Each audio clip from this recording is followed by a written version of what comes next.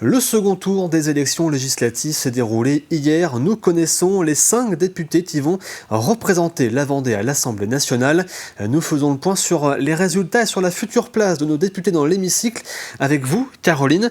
Alors Caroline, il n'y a pas eu beaucoup de changements par rapport aux résultats de 2022 en Vendée, mais beaucoup de changements au niveau national. Effectivement, bonjour Simon, bonjour à tous. Même si nous en parlons beaucoup depuis hier soir, je vous propose de balayer rapidement les résultats définitifs de la première à la 5e circonscription en Vendée. Vous pouvez retenir donc qu'il n'y a pas de changement.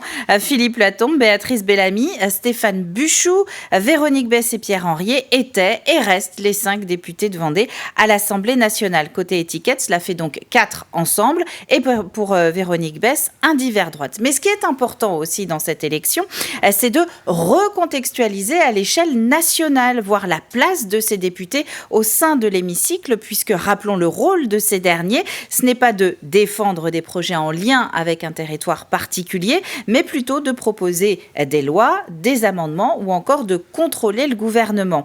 Et là, l'unité en quelque sorte vendéenne, notamment grâce sans doute, il ne faut pas l'oublier, aux candidats Nouveau Front Populaire qui se sont retirés à l'issue du premier tour dans 3 des 5 circonscriptions vendéennes, eh bien cette unité ne se retrouve pas à l'échelle nationale. Le Nouveau Front Populaire, l'Union des gauches donc, arrive en tête, suivi par Ensemble où on retrouve la majorité présidentielle et le Rassemblement national est en 3e position. Ce qui donne dans l'hémicycle, vous le voyez à l'écran, 182 sièges pour NFP, 163 pour Ensemble, 68 pour la droite en dehors du Rassemblement national et 143 sièges pour le RN. Aucun parti n'obtient donc la majorité absolue qui est fixée à 289 sièges. C'est la moitié de l'Assemblée nationale plus 1.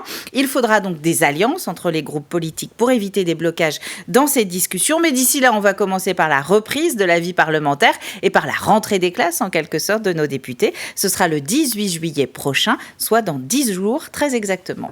Merci Caroline pour ces précisions.